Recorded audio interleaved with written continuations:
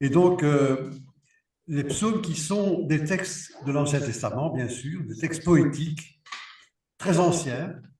La plupart sont attribués même au roi David, donc 1000 ans avant le Christ. Et donc, des textes qu'on pourrait dire un petit peu dépassés par le temps, mais pas du tout. Ils restent d'actualité. Donc, c'est sur un de ces psaumes que je voudrais m'arrêter avec vous aujourd'hui, c'est le psaume 41, auquel j'ajoute le psaume 42 qui, à mon avis, forme une unité avec le psaume 41. Donc, quand je parlerai du psaume, ce sera les deux ensemble. Donc, quand je dirai 41, c'est 41 et 42. Alors, je rappelle que la numérotation des psaumes que nous utilisons est celle de la traduction en grec de l'Ancien Testament qu'on appelle la Septante. Elle est légèrement décalée par rapport à la version hébraïque parce qu'elle a regroupé les psaumes 9 et 10. Et donc, quand nous disons psaumes 41 et 42, dans la Bible hébraïque, c'est 42 et 43. C'est un détail.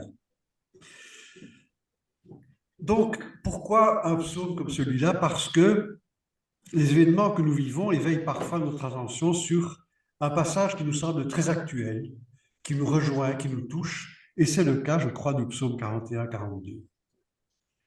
Quoi, en effet, de plus actuel que cette question qui revient comme un refrain hein, dans le psaume 41, « Où est-il ton Dieu ?» C'est le titre que j'ai donné à l'exposé.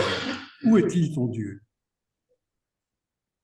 Alors, avec ce qui défile quotidiennement sur nos écrans, les guerres, les destructions, les catastrophes, les incendies, on voit ressurgir régulièrement la classique objection. Hein. Ah ben, si Dieu existait, tout ça n'arriverait pas. Hein. De fait, cette mise en question, elle nous est constamment, je dirais, jetée à la figure par le monde, parfois par nos proches. Pourquoi ces catastrophes? Pourquoi ces guerres, ces destructions? Pourquoi ces souffrances injustes, etc. Où est Dieu là-dedans? Où est-il ton Dieu? Et donc, c'est une quête d'achoppement, cette rencontre du mal, des catastrophes, des choses inexplicables si on estime que Dieu est le maître du monde. Comment concilier l'idée d'un Dieu juste et bon avec, par exemple, la mort d'un enfant innocent? Je pense à Dostoïevski dans son chef-d'œuvre Les Frères Karamazov, où il y a un personnage, Ivan Karamazov, qui dit qu'il est incapable d'accepter un Dieu qui tolère la mort d'un enfant. Et c'était cette question qui nous est lancée de toutes parts, par le monde, par nos proches, bien, parfois qu'il surgit aussi dans notre propre cœur. Où est-il ton Dieu? Quand je suis dans l'obscurité, dans la tentation, dans l'incompréhension face au mal et à la souffrance, il m'arrive aussi que mon cœur crie « Où es-tu, Seigneur? Pourquoi me cacher ton visage ?» Autant de termes qu'on trouve dans les psaumes d'ailleurs. Hein. Et je crois que reprendre ensemble et méditer ensemble le psaume 41 peut nous aider à répondre à nouveau à ces questions, peut nous aider à raviver notre foi, peut nous aider aussi à purifier notre image de Dieu. Donc nous allons lire ensemble le psaume 41. Il sera affiché. Oui, il est affiché? Très bien. Comme un cerf altéré cherche l'eau vive, ainsi mon âme te cherche, toi, mon Dieu. Mon âme a soif de Dieu, le Dieu vivant. Je n'ai d'autre pain. Quand pourrais-je m'avancer, paraître face à Dieu?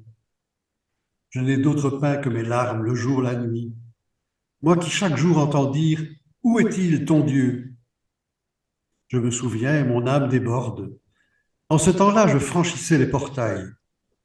Je conduisais vers la maison de mon Dieu la multitude en fête, parmi les cris de joie et les actions de grâce. Pourquoi te désoler, ô mon âme, et gémir sur moi? Espère en Dieu. De nouveau je rendrai grâce. Il est mon Sauveur et mon Dieu. Si mon âme se désole, je me souviens de toi. Depuis les terres du Jourdain et de l'Hermon, depuis mon humble montagne. L'abîme appelant l'abîme à la voix de tes cataractes, la masse de tes flots et de tes vagues a passé sur moi. Au long du jour, le Seigneur m'envoie son amour, et la nuit, son chant est avec moi. Prière au Dieu de ma vie. Je dirai à Dieu, mon rocher, pourquoi m'oublies-tu? Pourquoi vais-je assombri, pressé par l'ennemi, outragé par mes adversaires, je suis meurtri jusqu'aux os. Moi qui chaque jour entends dire, où est-il ton Dieu? Pourquoi te désoler, ô mon âme, et gémir sur moi? Espère en Dieu. De nouveau, je rendrai grâce. Il est mon sauveur et mon Dieu. Rends-moi justice, ô mon Dieu, défends ma cause contre un peuple sans foi. De l'homme qui ruse et trahit, libère-moi. C'est toi, Dieu, ma forteresse. Pourquoi me rejeter? Pourquoi vais-je assombrir, pressé par l'ennemi? Envoie ta lumière et ta vérité, qu'elle guide mes pas, et me conduise à ta montagne sainte jusqu'en ta demeure. J'avancerai jusqu'à l'autel de Dieu, vers Dieu qui est toute ma vie, toute ma joie. Je te rendrai grâce avec ma harpe, Dieu, mon Dieu. Pourquoi te désoler, ô mon âme, et gémir sur moi? Espère en Dieu. De nouveau, je rendrai grâce. Il est mon sauveur et mon Dieu.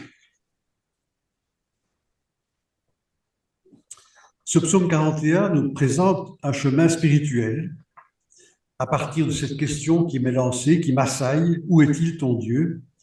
Question qui peut venir de l'extérieur ou de l'intérieur. Comment puis-je retrouver ma confiance en Dieu? Comment puis-je raviver ma joie, ranimer mon espérance? Alors, comme tous les psaumes, celui-ci part d'une situation historique concrète et même sans doute de l'expérience personnelle d'un homme. Mais, comme tous les psaumes également, il est un cri d'humanité dans lequel nous pouvons nous reconnaître et dans lequel nous pouvons nous glisser, quel que soit notre environnement historique et humain. Je vous cite ici un petit passage d'un auteur, un grand théologien jésuite, le père Paul Beauchamp, qui écrit à propos de la prière chrétienne des psaumes. Il dit ceci.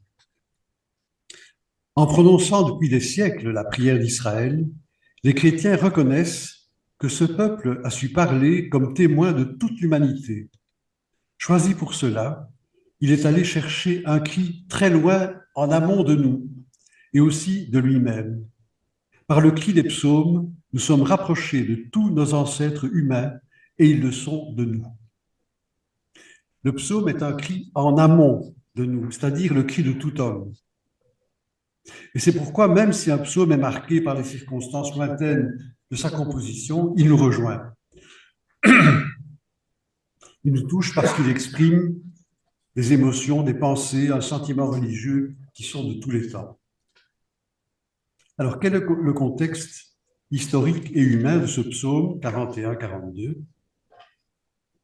Les exégètes le présentent généralement comme la prière d'un lévite, un lévite exilé. Un lévite, c'est un descendant de la tribu de Lévi, un membre de la tribu sacerdotale.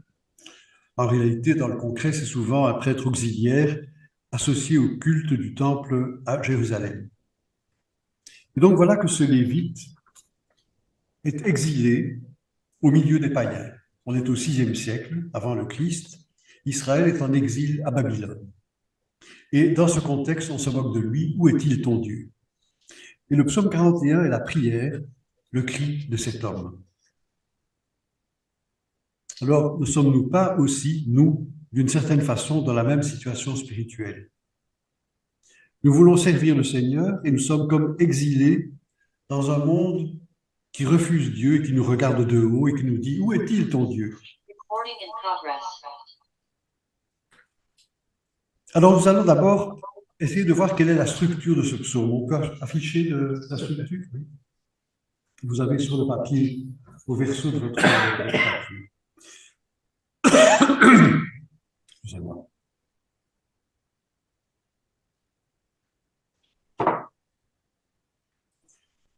Je pense que le psaume est construit autour de 3 pôles qu'on pourrait les définir par aujourd'hui, hier, demain.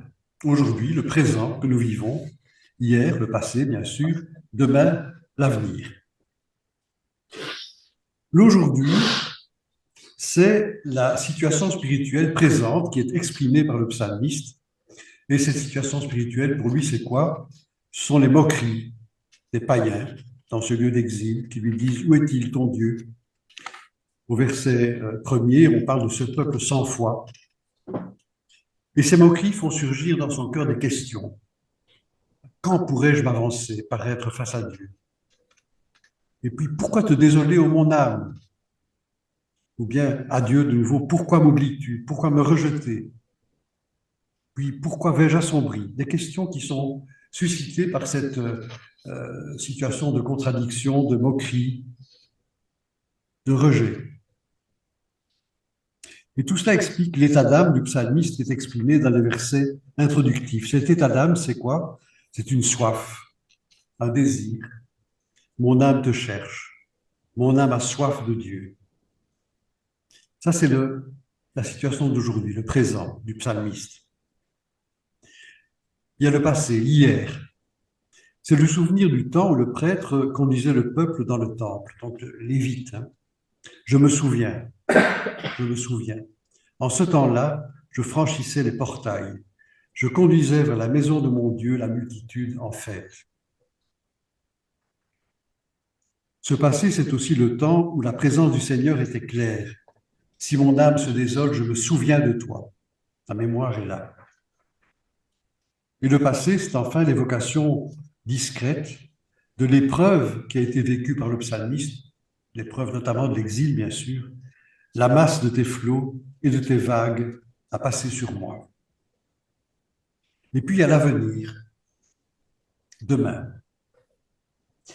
Et cet avenir, il est évoqué par l'exhortation que le psalmiste s'adresse à lui-même à plusieurs reprises, qui vient comme un refrain dans le psaume à 3 reprises. Espère en Dieu, espère en Dieu.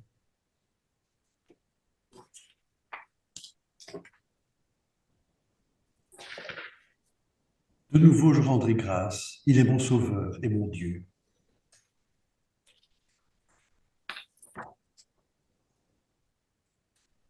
Hier, le souvenir des bons moments. Aujourd'hui, la situation difficile de rejet, de contradiction. Et demain, cette espérance qui doit revenir.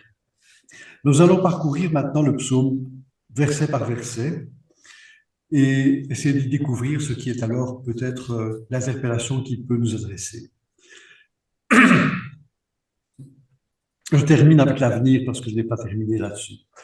Cet avenir, donc, qui est exprimé dans la prière, espère en Dieu, c'est l'objet de la prière du psalmiste, c'est sa demande.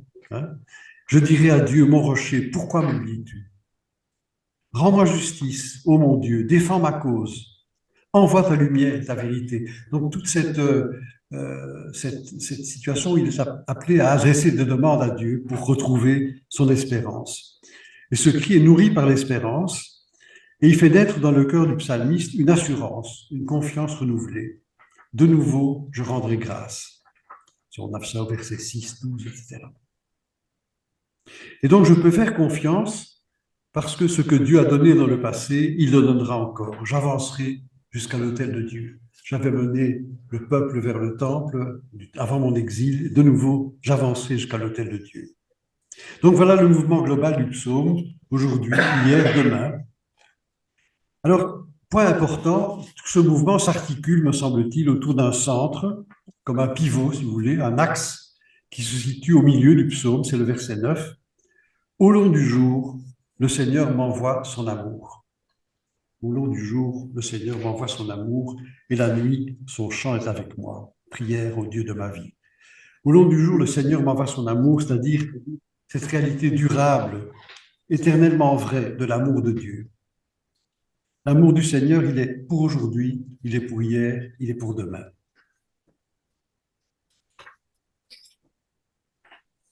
Maintenant, nous allons suivre les versets du psaume, pas à pas, si vous voulez. Comme un cerf altéré cherche l'eau vive, ainsi mon âme te cherche, toi mon Dieu.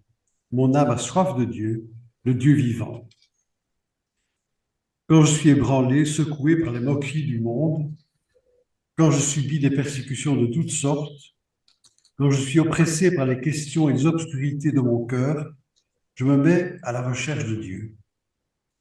Jadis, il m'a touché, il s'est révélé à moi, il a embrasé mon cœur, et aujourd'hui, son visage m'est caché.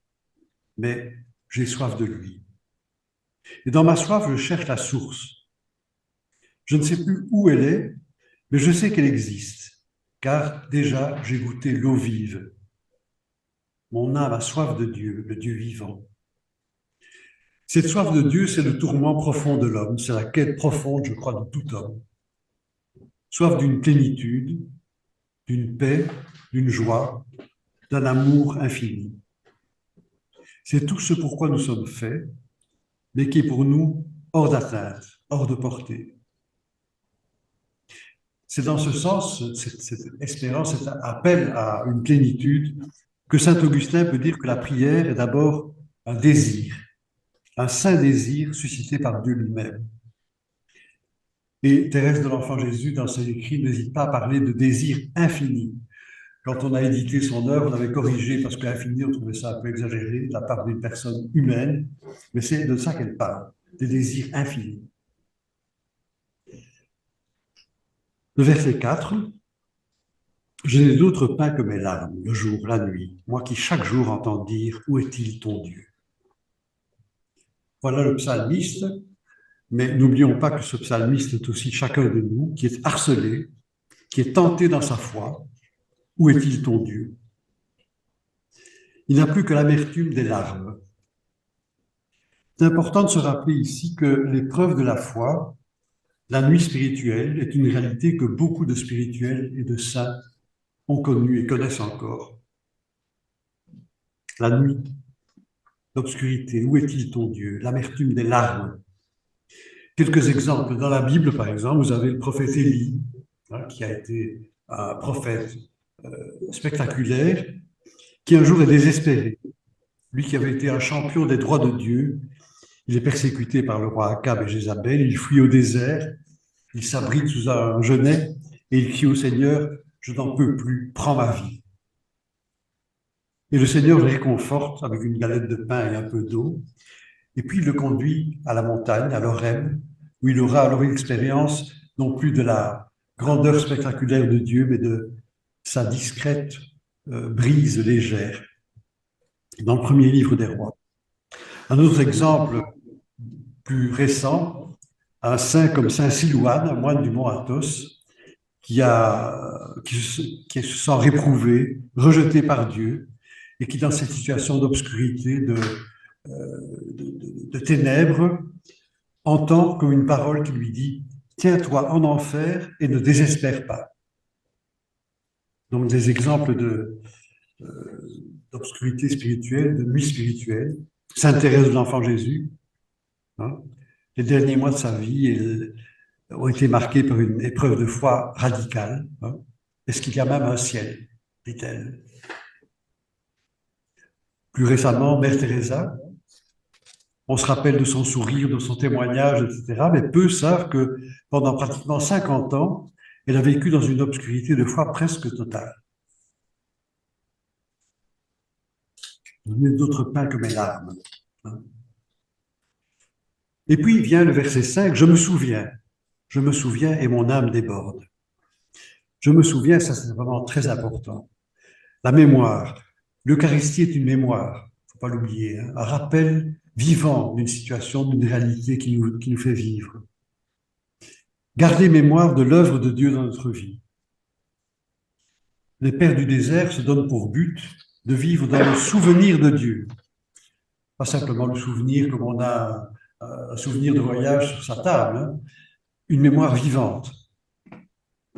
Et je le disais, au centre de notre vie chrétienne, il y a l'Eucharistie qui est mémorial de la mort et de la résurrection du Christ. Vous ferez cela en mémoire de moi. Se souvenir, faire mémoire, c'est justement ouvrir la porte à l'espérance, au retour de l'espérance.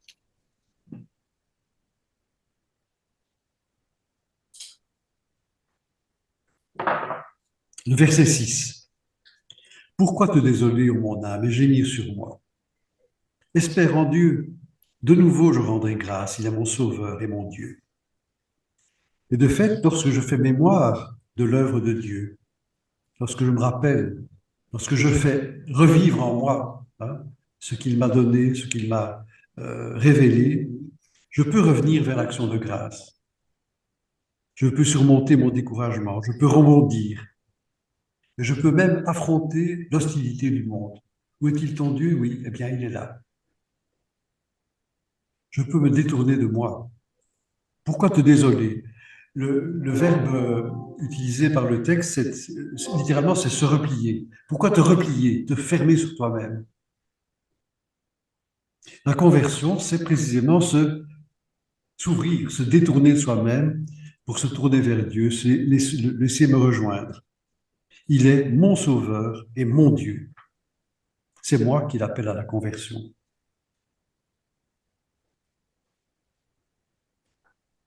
Le verset 7, si mon âme se désole, je me souviens de toi. De nouveau, on est dans le souvenir de Dieu, mais il y a un balancement entre la désolation, hein, et le souvenir de Dieu. Je me désole dans mon exil, le Jourdain, l'Hermon, le Liban, et je me souviens de toi. Je reviens à mon humble montagne, la montagne de Sion, Jérusalem, le temple. C'est jamais à couper au couteau, hein. On n'est jamais dans la parfaite lumière, dans la parfaite obscurité. L'obscurité n'est jamais loin, la lumière non plus. Si je me désole, je me souviens de toi. Alors, le verset 8, l'abîme appelant l'abîme. Ce sont des termes symboliques très forts, évidemment, hein. On peut penser à l'abîme de ma misère, l'abîme de ma désolation, hein, de mon découragement, qui est un abîme relatif, et le mettre en pendant avec l'abîme qui nous est proposé, qui est celui de la grâce de Dieu, qui lui est un abîme sans fond, infini.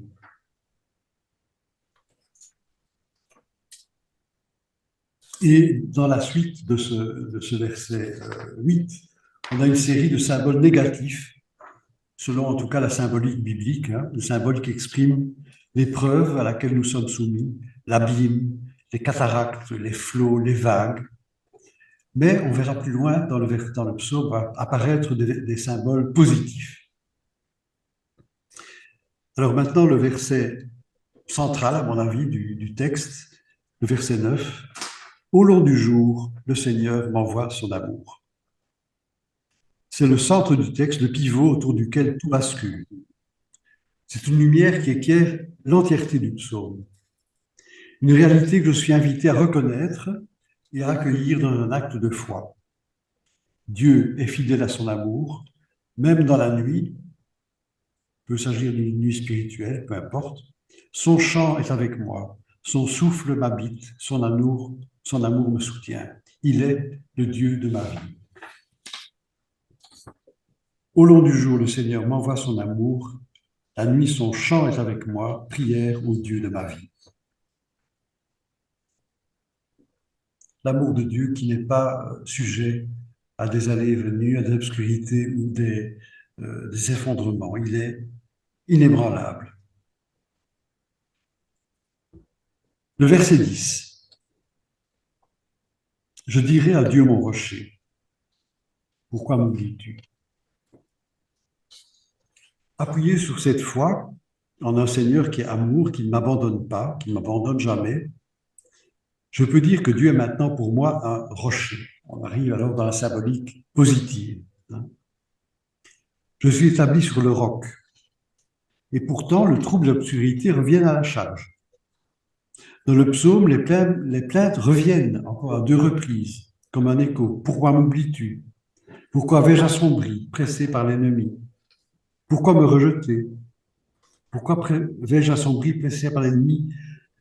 Reviennent régulièrement. Donc, on a beau être établi sur le roc, ce n'est pas encore la stabilité définitive. Le trouble peut revenir, mais je dirais le climat spirituel a changé. Je sais que Dieu m'envoie son amour jour et nuit. Il est pour moi un rocher, une forteresse face à nos adversaires.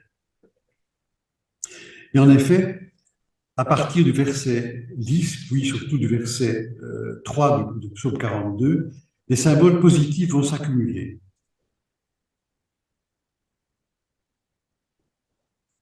Il est mon rocher, il est ma forteresse, envoie ta lumière, envoie ta vérité, question de ta montagne sainte, de ta demeure, etc. Et le refrain, pourquoi te désoler, ô mon âme, espère en Dieu, revient encore, mais le contexte a changé. La prière s'adresse désormais au Seigneur avec une assurance renouvelée.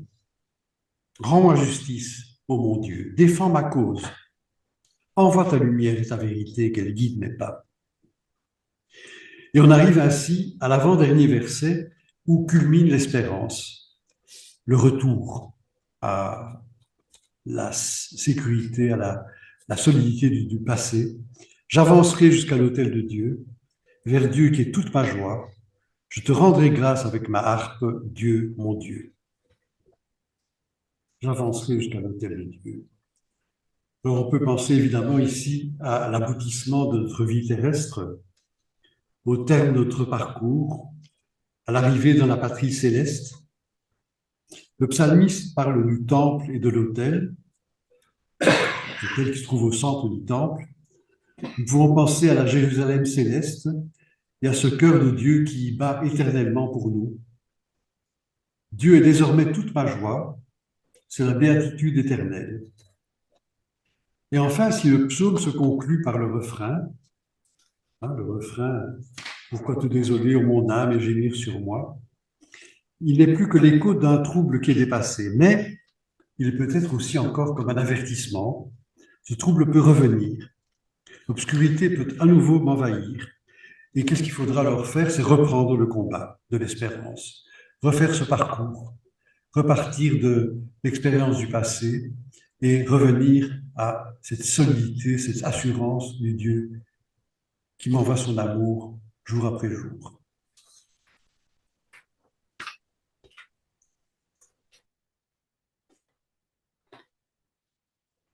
Qu'est-ce qu'on peut tirer comme conclusion, comme enseignement pour nous? D'abord, évidemment, le fait que les épreuves de foi, les contradictions extérieures, les tentations de la foi sont des réalités normales, je dirais, dans une vie chrétienne. Ne doit pas nous faire peur, parce que la tentation, l'épreuve de foi, est toujours l'occasion d'un approfondissement, d'un progrès.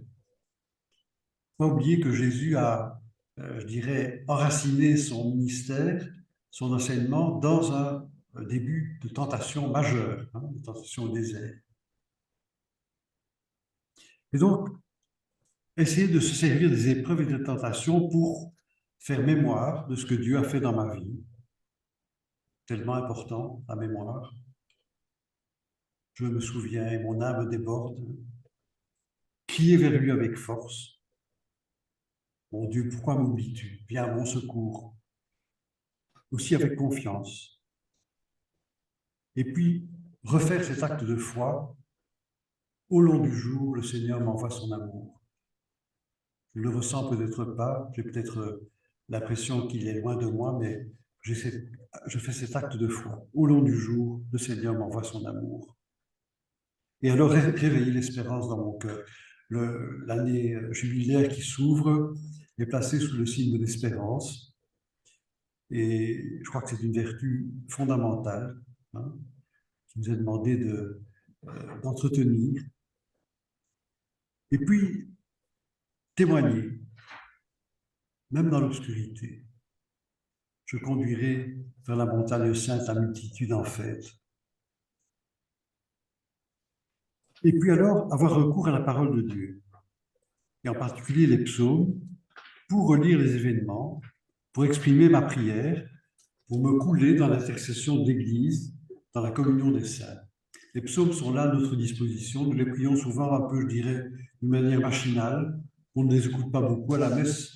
Il y a un psaume qui est chanté, c'est une espèce d'intermède secondaire, même si on écoute les lectures, c'est déjà pas si mal.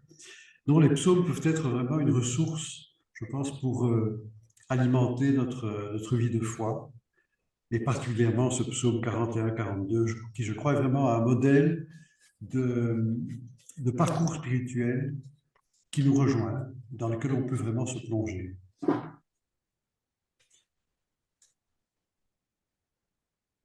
J'ai déjà fini, ça a été vite. Hein. Oui, il y a quoi?